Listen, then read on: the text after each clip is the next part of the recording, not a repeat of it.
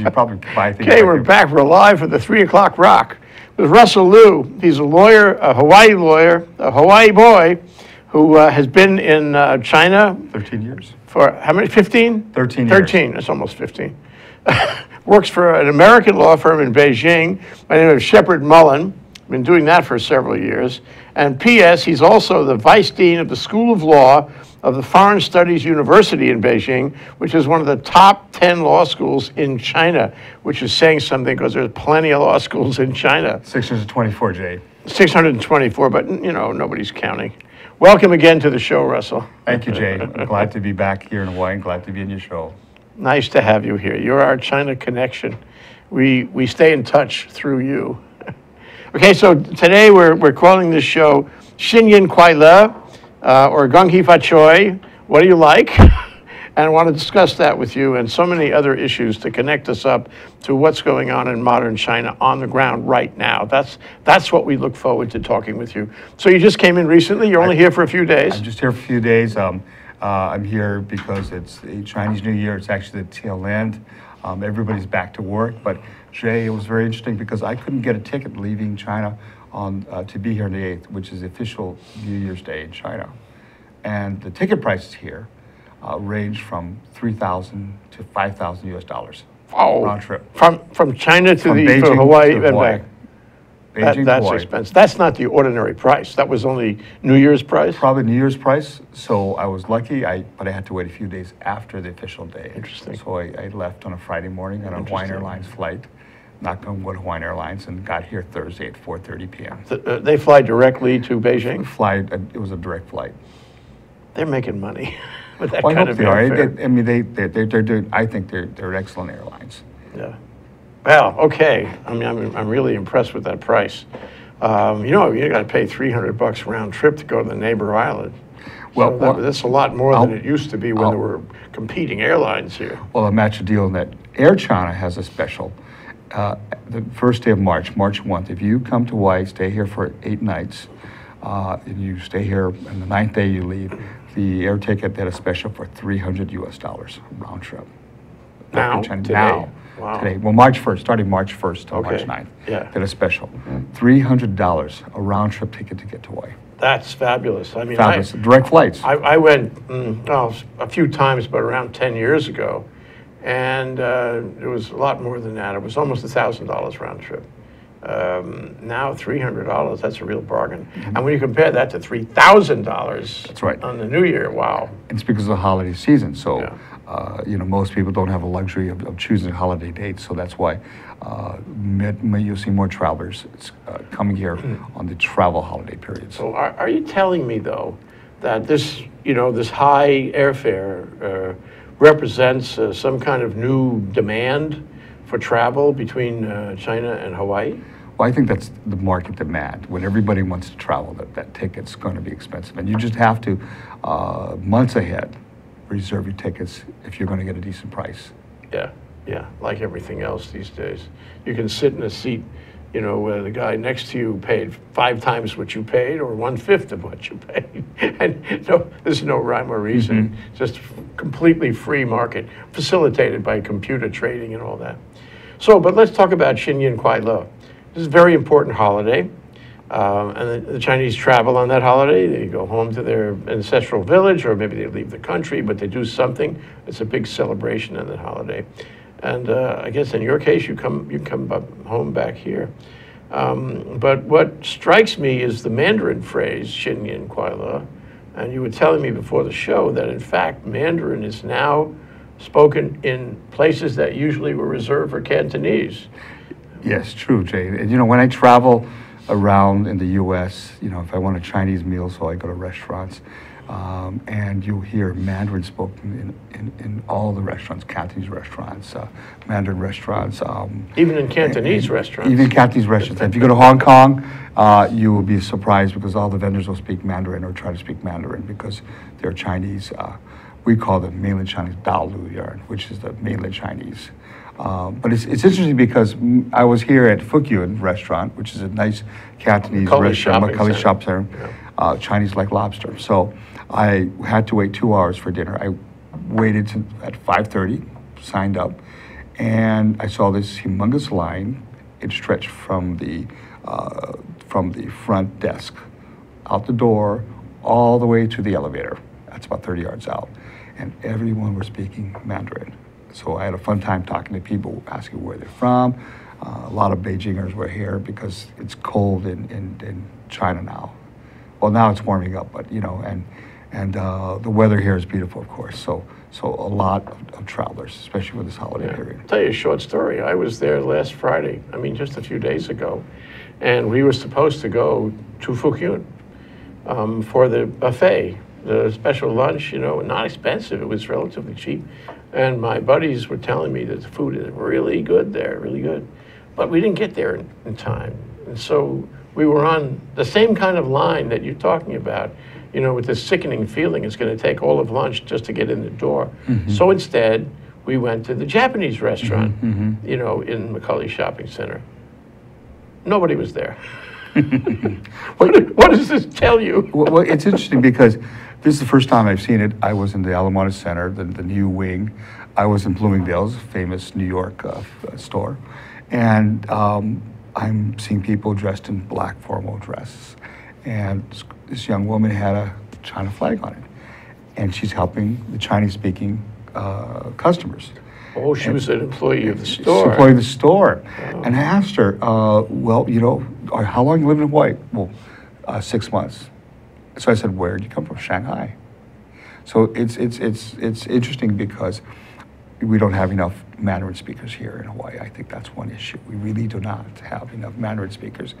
But you see, they're catering to that crowd. Yeah. And then I talked to a customer who was a CEO of a Chinese company in Beijing, and he's promised me he's going to have drinks with me when I get back. I give him my card, so it's a good way for me to connect with future clients. Maybe hang around Bloomingdale's. Chat them up. Chat them up. And they find out that I'm a local boy here, and they say you speak Mandarin, and they get intrigued.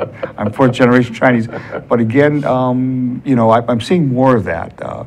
More Mandarin. I'm asking the people in the store, do you see Chinese? And say, yes, we're seeing more Chinese. Yeah. There are more and more coming. Yeah, that was happening back when the Japanese came in, and right. I want to say the 80s, late 80s, there were so many people who didn't necessarily speak Japanese to begin, but they studied it and they learned it, and then they accommodated all the Japanese tourists sure. Who really wanted that. They wouldn't take anything less than yes. a Japanese-speaking salesperson. Yes.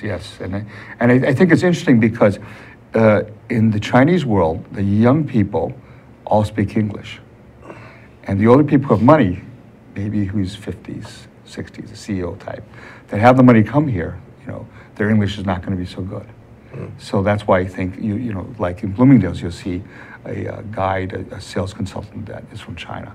But it's interesting because it tells me that we are coming at a stage here in tourism. I think that although the numbers are not great, that's what I learned from HTA, but it's a developing market, but it's something that you need to do more. You do need more, again. Well, but the market is apparently making this happen. If there are Chinese tourists and they're in the store and they'll only buy if they can speak to a Mandarin-speaking salesperson, then the smart store owner gets the Mandarin-speaking salesperson. That's right. But what's fascinating, Jay, is I work with Chinese law firms, and I have a fella, his name is Michael Liu, but he's from China, and he speaks good English. And his law firm partners, 40 of them, came out here to Hawaii, and the managing partner loves golf. So they all came out and they told me they were blown away. And they're going to come back again. They said this place was fabulous. They're saying the weather was beautiful, the golf courses were beautiful. There you go, the old golf course routine. And there's an advantage we have here. And he said, we stayed at a 5-star hotel. We paid $500 a night. And he said, that was cheap. And I said, well, Michael. It's not cheap to me. Yeah, it's not cheap to me. So I said, Michael, what do you mean? And he says, when we go to Hainan and Sanya, we have to pay the equivalent of $1,000 a night, and they don't have the beautiful beaches, they don't have the beautiful golf courses, and this is America, and they can shop here. So I really think that, we are coming onto something, but, we just have to figure ways to Well, to I build want to that visit program. that whole thing with you. You and I have had multiple conversations, and you always, carry the flag for putting Mandarin in the airports, Mandarin in all the tourist areas, everywhere it can be. in order to give the Chinese the idea that yes, we want them to be here, we like them, we want to include them in our hospitality industry in our state, and yet the government has done little if nothing to put those signs up there and to give the Chinese the idea that we care as much about them as we do the Japanese, because there's Japan signs everywhere. Well, I think it's because of this. Are we asking, is this a business question or is this a culture question? Let me explain. The business question will be, well, do we have enough momentum? Do we have enough mass so we can justify putting the language tapes in the equivalent Japanese? Teaching people. And, and the culture question is, if there's no Chinese language tapes here, there's Japanese and Korean. As one Chinese traveler told me, it's mianza, it's face. We have no respect. And we go and travel to Detroit, there's Chinese tapes. We travel to Pittsburgh, there's Chinese tapes. We travel to Philadelphia, there's Chinese tapes. We travel to the US, there's Chinese tapes. But we come to Hawaii where it's supposed to be the destination place for all travelers globally. And there's no Chinese tapes. So the question is, are we looking at the right path? Maybe it's a cultural question more than a business question. And maybe, like the saying goes, that movie, right? If you make the field, they'll come. Are we making the field there for? And another friend who was an executive civic in the travel side told me that the problem with Hawaii is that there is no infrastructure for the Chinese. That means restaurants. Restaurants, well, again, the airport, that tapes. Signage, well, especially the tapes. Mandarin they want to hear Mandarin speak. That's part of infrastructure. Well, they want to at least hear the Mandarin tapes to know that they're welcome. Yeah. And I'll give you an example. And I found it that even in Japan, they're ahead of us. I was in Haneda Airport, and here it was, catching the bus from the airport to Kikijoji, which is a district in Tokyo. And first thing on the airport bus, what do I hear? Mandarin tapes, as well as Japanese. They know. They know. And we're on T3 airport in Beijing. You'll hear Japanese, Korean, and Chinese and English tapes. So again, there's a global standard, what I'm saying. That goes to our whole thing about airports, though. I mean, I don't think we recognize that in the 21st century, you have to have an airport that shines. Your airport is, it's the entryway, it's the portal, it's the statement of who you are and how you care about travelers. And we make a statement that we don't care. Well, again, that goes to the business question, because remember one thing, the first and last impression any visitor gets is the airport. Sure. It's how we treat our I don't think people realize that when you go to Asia, you can see Asia as something in the outback, but not the airports. Well, I got to tell you this one story I had, Jay, and I know I'm rambling off. I was on a long flight coming back from the U.S. There was a Canadian group on the plane, and they're getting ready to load on a bus. One is, a big tour bus comes along. And so they're really tired from this flight. There's a poor lady, she's there, and then she asks, are you guys gonna put my bags on the bus? And the guy says, sorry, you gotta put them by the line. And I'm looking, so I grab her bag, I take it, put it in line. I said, hey brother, hey, aloha. We gotta give aloha, man, to all our tourists. Just move it a couple lines, because the rule says you gotta put a line. Are we giving that customer service? No. And that's very important. Yeah. And sometimes I catch taxis in the airport here. And my big thing, the last thing I was on a flight, the taxi driver did not say hello. I asked him, did you give me a receipt? And I asked him, told him where I'm going, and very cold. And again, this is the first and last impression. We need to do a better job of ourselves. But that's cross-cultural. That's cross-cultural. That's for everything, again. But again, today's world is global, so more and more people are coming from different places. I don't know why, I hope a lot of people see this show, Russell. I hope a lot of people see the shows you and I did before, too, where you were saying the same thing years ago, exactly the same thing. Well, the difference, Jay, is since I live in Beijing, I come in like an outsider. Sure. So I'm looking at it from an outsider perspective, and I have a little pride in myself and saying, well, we're Hawaii. We're the place of friendliness and aloha, but we need to act on it. Yeah. But getting back to China, let's get back to a break first, and then we'll come back and we're going to go to China. We're going to find out what's going on in China. There's so many things to ask you about. Right now, a short break. Russell Liu from Shepherd Mullen. He's Vice Dean of the Law School in Beijing, too, here on Think Tech Global. We'll be right back.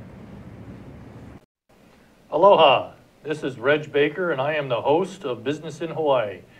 We talk about positive stories of businesses in Hawaii, how they have been successful and how they have overcome some of the obstacles that a lot of us encounter when we try to have a business here.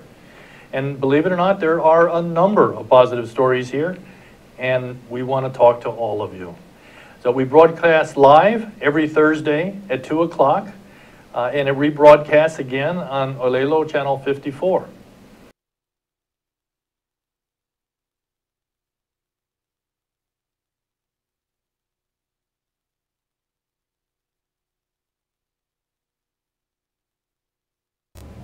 Aloha! Hello, my name is Patrick Bratton. I'm host of Global Connections here at ThinkTech Hawaii. We broadcast live every Thursday at 1 p.m. We bring Hawaii to the world and the world to Hawaii, talking about international events and various things of interest to the audience. Please join me. I look forward to talking with you and having you get to meet some of my guests.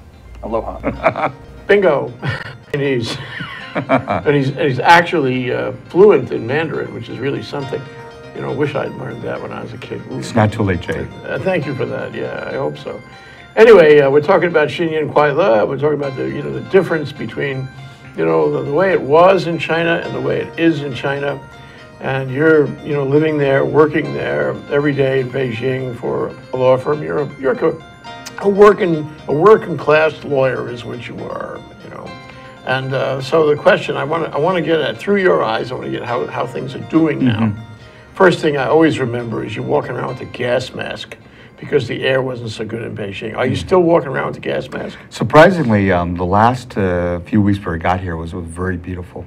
Yeah. A little cold, but beautiful. And, you could see the mountains right around, that ring around Beijing. Yeah. And I was surprised. But those are the same mountains that hold the inversion in. It holds the inversion, exactly. and make the air really bad. Yeah. So it just depends. Yeah. Okay. Well, that's good to hear. And I want to ask you about, some of the things that are happening. For example, we read that the stock market went south, and that started all kinds of global, reaction. And it was connected with oil, I suppose. So, what was happening? When it was happening, can you describe the experience of the guy on the street about the stock market and the economy, worrying about inflation and so forth? Well, I think the guy in the street is more worried about the prices, that he has to go in a supermarket. It affects him every day, the cost of things, cost of going out to even eat a meal.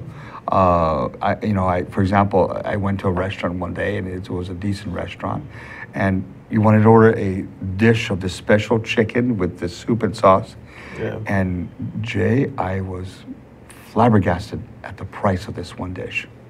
Just a piece of chicken, whole chicken with the soup. It cost $50 US. You should never order anything when it says special. Because special could be special price. Oh, a special price. High price. Yeah, that's pretty rough. And I think in the supermarkets, people are worried. Prices are going up. But there's a resiliency in the people to find other ways to shop, to other kind of markets. Well, are we past the crisis? Because, for a while, it seemed to me, just looking, that people in China were very concerned about this, that it was the end of the good times, and they were bound for some kind of, long-term slide. But, what happened? Are they, have things recovered now or what? Well, I think this is all growing pains of China because it's changing its the drivers for the economy. Okay, we had in China for a number of years successful foreign direct investors from foreign companies coming in, but the manufacturing were lower end manufacturing items. It started off years ago, 30 years ago, slippers, shirts, leather bags. So a lot of these particle accelerators, they are starting to move out to Southeast Asia because the cost of labor has risen. Low-end manufacturing. And so you're seeing different industries that are now much more profitable. The service industry is getting profitable. So competition in the Chinese market is very keen. Yeah. So again, we're having changes in the economy, the drivers that make the economy. We're seeing more spending by the government on infrastructure, you know. What's times infrastructure in that? For example, highway trains and so forth. They built We the read train about system. the trains, yeah, that's It's amazing. It's amazing All in train the last system. like 2, 3, 4 years like that. It's amazing. And I mean, even catching train from, I prefer catching train from Beijing to Shanghai in 3 hours. And high-speed train, very comfortable. You know, considering when you go to the airport, you have to pass security, wait, and Yeah. get on. And, Yeah, it's a brand new train. Brand new trains. They're all brand new. They're very nice, very comfortable. How far is it in miles between Shanghai and Beijing? Oh, I don't even count them on kilometers. I'm American. kilometers. I don't know. Okay, sorry, it's quite a few kilometers. Quite a few, yeah. But it's you know it's a fast ride comparatively, and you can get your computer and do some work on it. Wireless? Wireless, or take a nice nap.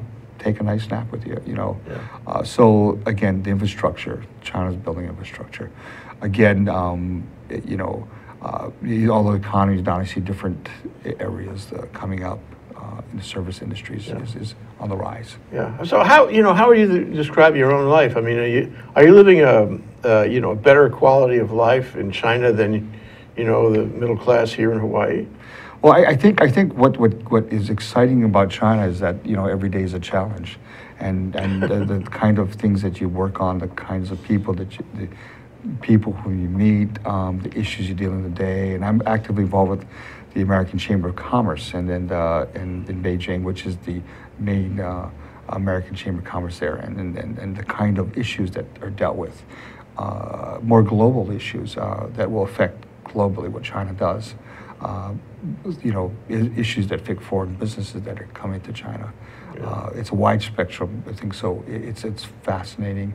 You learn something every day, Jay. No same day is like the day before. Well, years ago, there was all this about American investment into China. Mm-hmm. My trips, anyway, were just completely focused on that, and I was with DBED on one of them or two of them. And it was all about, having American companies do business in China and survive.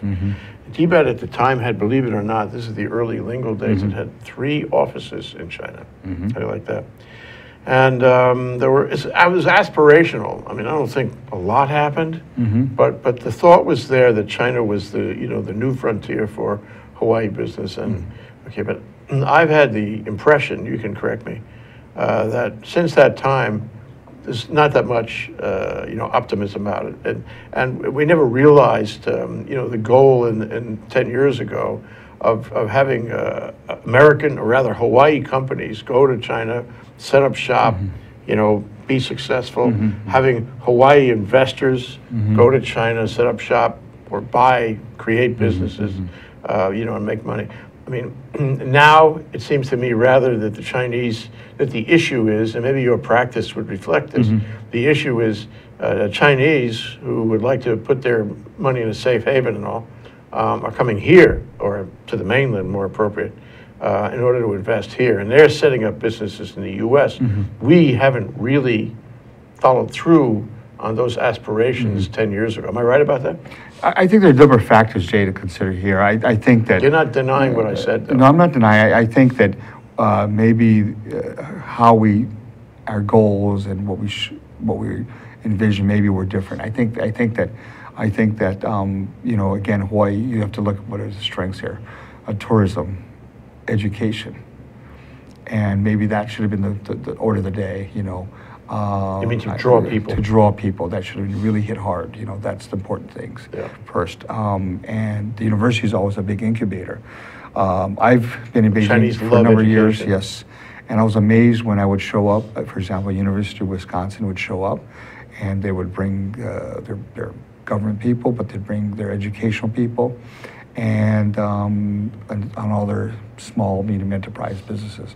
And it's amazing because through these meetings, I think there was a lot of things, business activity that resulted from that. But again, the university was a big incubator, the Wisconsin, the research, the licensing of technology that's done to the university. Again, that's what makes university. That's what draws the Chinese.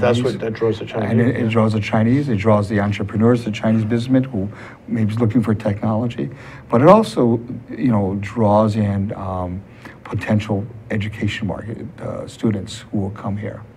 As a business. And I mean, we run the education business, they come and be our customers. Right.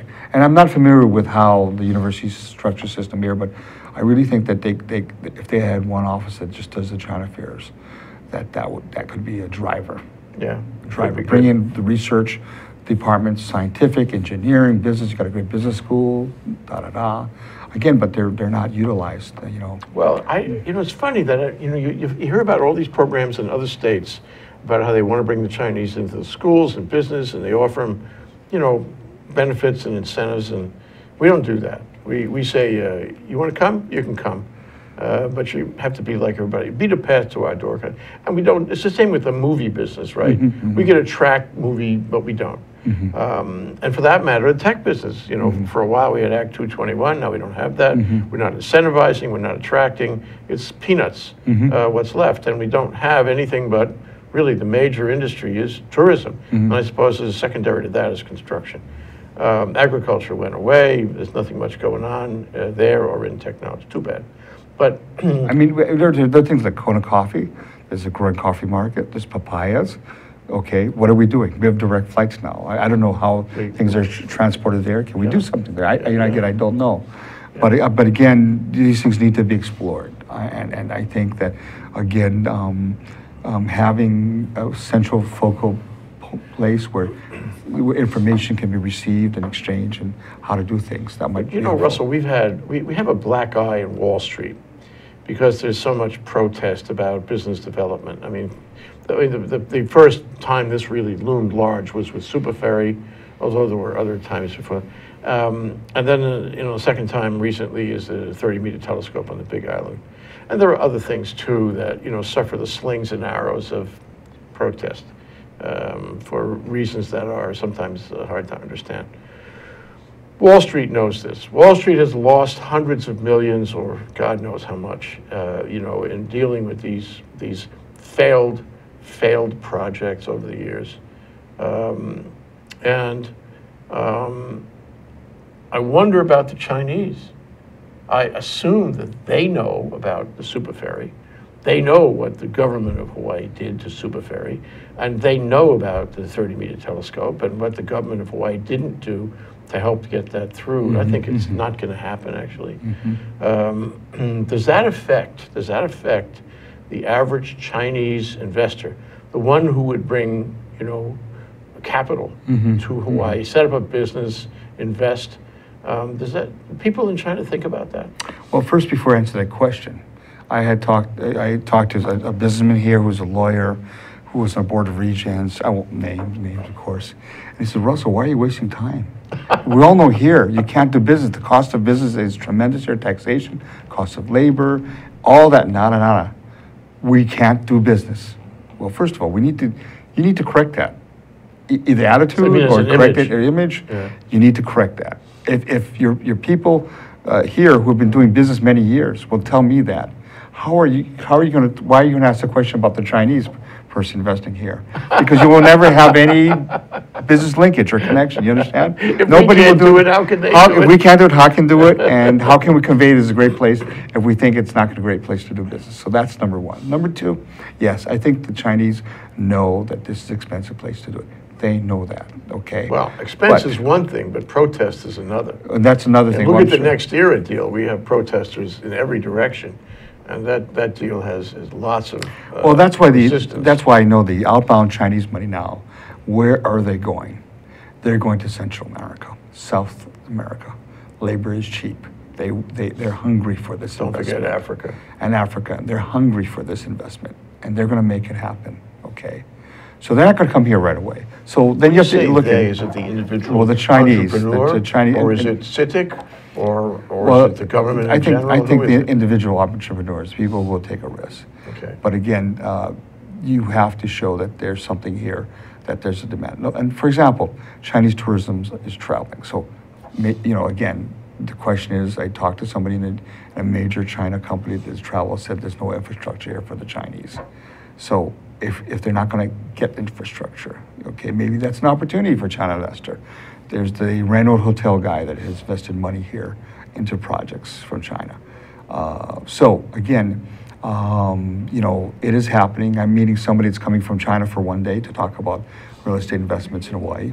But I think that that needs to be explored. You're going to have to open up this place to investments. Well, we've had this discussion before, and we have concluded on each occasion that we talked about it that Hawaii was on a tipping point, and it had to make up its mind which way it wanted to present, make up its mind whether it really wanted to take affirmative steps and draw investment, draw tourism from China, and it had to make its mind up. Well, I don't think it made its mind up yet, so we're still having the tipping point discussion. I think the question that I asked people here in Hawaii, I'm from Hawaii, do we have a choice, Jay? We don't have a choice. Today's world is global. Everybody's on the internet. Everybody's shopping for the best place to go, best ticket price, da-da-da. Okay? So either we say, let them come, we do nothing, or do we have a vision, and do we act on it? Okay, and when we get back from this break, I want to ask you what you think will happen. Okay, based on everything that you and I know, the trajectory, one way or the other, the expectation, call it predictive analytics. We're going to figure out what's going to happen. Okay, Jay. That's Russell Liu. He's going to figure out what's going to happen. He's with Shepard Mullen in Beijing. He's a lawyer and the assistant dean, vice dean of the School of Law at Foreign Studies University there. And we're here on Asia in Review, talking about Xin Nian Kuai and much more at the New Year. We'll be right back. Aloha, this is Keli'i Akina, president of the Grassroots Institute, and I want to thank you for watching Think Tech Hawaii. We are delighted to be partners with Think Tech because it gives us the opportunity to bring to you a show every week on Monday at 2:00 p.m. called Ehana Kako. Ehana Kako means let's work together, because we believe that Hawaii will be a better place when everybody works together. And in what way? Well, at the Grassroots Institute, we research 3 basic areas, and we invite guests to come on board from across the country, the state, and the nation to talk about a better economy, a better government, a better society. Now, aren't those things we all want? Indeed. If you'd like to have the latest research in terms of public policy, as well as ways in which we can build a better government, economy, and society, then tune in every Monday on Think Tech Hawaii at 2:00 p.m. for our fascinating guests on Ehana Kako. Let's work together. I'm Keli'i Akina with the Grassroots Institute, and I'll see you then. Aloha. Bingo, back. Okay, Russell Liu, Shepard Mullen, a Hawaii lawyer doing business in China now for 13 years, as it were, coming back and visiting Think Tech on every occasion. We really like that. Thank you for doing this, Russell. Thank you, Jay, for letting me be here. Calling this Asia in Review. We're talking about the Chinese New Year and much more. And we left a cliffhanger there at the last break. You know, what do you think is going to happen? I mean, you can differentiate it any way you want. Are we going to tip this way? Are we going to tip that way? What happens to us? Jay, I'm a positive thinker, and I'm a dreamer. We need to dream more. But let me go back and not talk so much about dreaming. There was a day when you would look at a clock whenever you travel. They would have on top of it, they would have New York, Paris, London, and Honolulu. Right. Jay, you're going to put this up here next time. Honolulu. We were at the epicenter of things. Yeah. Remember, this is the century of Asia Pacific, okay? Yeah. With the TPP, Trans-Pacific Partnership Agreement, a lot of things focus. Yeah. This is our opportunity to seize, to become back, to put that clock on the wall, okay? We have to have the goal. We have to have the vision, okay? So that's very important. Second of all, Jay, one of the things that I've philosophized, thought about is, there was a day, we had a great governor, George Ariyoshi, and he came up with the thought of, we have to make Honolulu international. Good thought. But that's gone and past. The planes flew over us. The internet flew over us, okay? So the word today is not internationalization, it's globalization. We have to become global. I keep saying global. That's my mantra. Well, are you saying that we will become global because we have to? Because sometimes, even if you have to, you don't. What's going to happen? Well, let's just understand what the difference in being international and global. International means we take our product, for example, the Hawaii tourism, and we change it to a certain foreign language, and we make the hula, we cater to a certain market. Globalization means like we have Starbucks. Wherever you go around the world, Starbucks, you got that same Americano coffee. You got that same taste. Everybody knows, and you got that same lifestyle environment people will go to, and they love it. True. Okay, that's globalization. Right. So let me tell you something. But what about So- Kazuya, man? What about local stuff? That People, the cultural delta, don't people want to see that? They don't want to be paved over with Starbucks coffee. No, that's fine. That's fine. But what I'm saying is, our message of aloha. What is the Hawaii tourism? What is our product? We have Hawaiian chants. They love the conch shell. See that they want to see the natives. At least for Chinese tourists, they want to see native culture. They want to feel that this is Hawaii. They don't want to hear somebody talking Chinese in Hawaiian, make it Hawaiian culture in Chinese. They don't want that. They want the real thing. Yeah. All my Chinese friends travel. They go to Africa. They go to Sri Lanka. This is They not go for to business, Europe. this is for Well, pleasure. this is the pleasure. They want to see something different, okay? So what I'm saying is we have to go back to making, I think, Hawaii like, truly Hawaii, that sense, it's a universal product, okay? Yeah. That doesn't get changed to suit the Chinese, Well, then It's we one. don't need Chinese restaurants here. Well, that's... Let them get along on Mexican food. But that's within this whole cultural environment, okay? Yeah. When I'm talking about the Hawaii's tourism culture, Okay. I think you can keep the Kazuya, that's great. You can keep the Chinese restaurants, da-da-da. But what I'm saying is the Hawaii, what it is, okay? It's a global thing. It's a global product. So What's going to happen? So we're going to have to think global. Yes. So Yes, but are we going to think global? Well, I mean, you and I have been having this conversation a long time. well, Are we gonna I'm think global? encouraged to see people listening more about, for example, bringing Chinese students in. I'm seeing changes, and there's Mandarin classes, but we have to, if we want to get that market, we just need to speed it up because there's competition all over the world. Okay, they can go everywhere. Speed it up. That's the And operative term. we have to speed it up. If we're going to do To this, global, we have to do it right speed it now. up. I We need don't a know plan. anybody but you who speaks Mandarin, Yes, but We got to have every third person on the street But it's speak not only Mandarin, but looking at the business plan, do we have a business plan here to speed it up? Because, if we don't do it, it may pass us and we'll never do it. I think it is passing us. Well, I think we're going into backwater. well, I think, Challenge you. again, that's a challenge. That's a challenge. But you see, the way I look at it is, once you get the Chinese to come here, big numbers, you'll have everybody else coming also. Because Sure. and we will become a global place. Right, but the Chinese want to be where the action is. And other people would come, if they felt the Chinese were here and there was action. It's not clear the Chinese are here.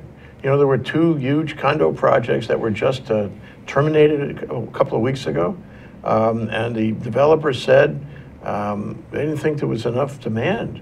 I think that means they didn't think there was enough demand by offshore investment like the Chinese. They built, or they were going to build them on the understanding the Chinese would come and buy them, and Kaka'aka would be better for it. I'm not sure it would, but Well, the question I asked Jay is, have we made this place friendly for Chinese to make investments, to live? That's the we question I made, asked you. That's important. We made it. That's important. Do we friendly make for friendly? locals to invest? And the locals, that's the first question for locals. Yeah. But again, for these high-end projects, again, people come here if they feel welcome. Yeah. And if more of them come, the chances are greater that more will see. And it's interesting because I was just talking to another Chinese colleague before I came on this trip, and he said, his friend, who was a partner in a Chinese firm, has retiring and he's bought a condo in Hawaii. So they know about it. They're getting that information. But again, Hawaii is a different place. Its market is still developing. And I think that it needs a lot more work to put the traction in to get them attracted to come here. Yeah. But again, remember when the Japanese investors came? They came in after they started traveling here. And the more people came. Travel first, travel investment first. second. Yeah. Exactly. Let me change gears for a minute because we only have a few minutes left. And I want to get a handle, about the man in the street again in Beijing. What does the man in the street feel, about global events? What does he feel, for example, about all the conflagration going on in the Middle East? Does he write it off? Now, you have the Uyghurs in the Southwest, so maybe he has some enmity about Muslims from that. Maybe there's a reaction. I don't know how it is in China. What is the view of the Middle East and all the trouble? And then, of course, the migrants going into Europe. What does the average person on the street think about that? Well, I think first of all, the migrants in Europe, I think that doesn't come on the radar too much. Nobody knows, I think nobody that, cares. well, maybe not just so care. Everybody's busy trying to survive, right? Yeah, yeah. But I think that, they are aware of the Uyghurs in China because, this has not happened only until the last recent few years where there have been attacks not only in Xinjiang but also in Guangzhou. I recall there was last year where some Uyghurs had knifed some people. This is in Guangzhou. That sounds like terrorism. Well, in Guangzhou, there are a lot more Middle Eastern countries that are going there to doing business. And so it's interesting because you will see a large population of Middle East people and the Uyghurs coming Is that a out recent there. thing? That's within the last 10 years. So that's very interesting. Yeah. You can get really good, Middle Eastern food there. In fact, there are shops, they have those pipes and they start smoking that stuff, Yeah. whatever they call That it. stuff, hashish? No, I don't know if it's hashish, but it's whatever it is. But Okay. that's all around in Guangzhou. So, you see there's a visibility, they're visible. So I think it's a domestic problem. I've seen changes where especially in the holiday period, the police will stop you at the subway station just to check your identification if there's something that they suspect. So they're profiling. Is that what So- you're saying? They're profiling. Well, they're also asking Chinese citizens. They ask me, and I always say, "Do you speak English?" And they say, "Just go." I'm safe. So they asked me. I mean, they asked everybody. And so, but at every subway station, you have to put your bags through the X-ray belt. getting It's into all subway. anti-terrorism. Well, that's in place for the last 3 years. Yeah, Okay, because there 3-4 were years. incidents back There were in- incidents. a So, few so, years so ago. relatively, at least there's some degree of safety people feel, and it's okay. sure. And another example is if you're carrying a bottle of water or liquid, it may carry chemicals, so they ask you to drink it. And they have also. make you drink They it. make you drink it to check it out, or they have a monitor they'll touch a bottle just to see if it has something other than what it should be. That's really cute. Drink that stuff. Drink and that, see yeah. what happens to you. See, exactly. But so again, there's a level of security there, and people are accustomed We to have it. one more question, and then we're out of time. But let me. I need to pose this to you. What do the Chinese, the man on the street, what does he think or she think about our elections here? What do they think of Donald Trump? What do they think of Bernie Sanders? What do they think of Hillary Clinton? What do they think? I think that the ordinary man, the ordinary man is kind of wondering what's going on in America. I'm asking the same question, Jay. I'm asking What's going on in and I live America? here. We're all asking the same questions. And to me, I'm becoming more trouble because I'm far away and I see clips or on the internet. Is that my country? and What happened? What's happening to it? And so there's a level of curiosity. People are curious. What's going on? How can you have a system that works like this? They see us as weak, as disorganized, as fragmented. What do they see? Well, they're saying that there's a level of disorganization. Yeah. They're used to party leaders being handpicked with credentials. And everything in order. in Everything order. in a Everything box is in order. But, organized, yeah. But it's incredible to see, what's happening on the Republican side, and I think it's fascinating to see the front runner. I mean, is this? Are they watching it? Do they get the feed on the television? Do they? Well, I they think- see the debates, for example. Well, you can see it in China Daily, the news, or you can, they're seeing it, and so it's something that everybody's curious to see what's going to happen in the day. Okay. Well, that's the American question. elections. So you'll come back soon? I'll come back soon, hopefully in another 2 or 3 months, Jay. Okay. Good, Russell. There's always a seat at this table for you. Thank you. Thank you so much, Russell Okay. Liu, Thank law you. professor, practicing lawyer in Beijing, a Hawaii lawyer. Thank you.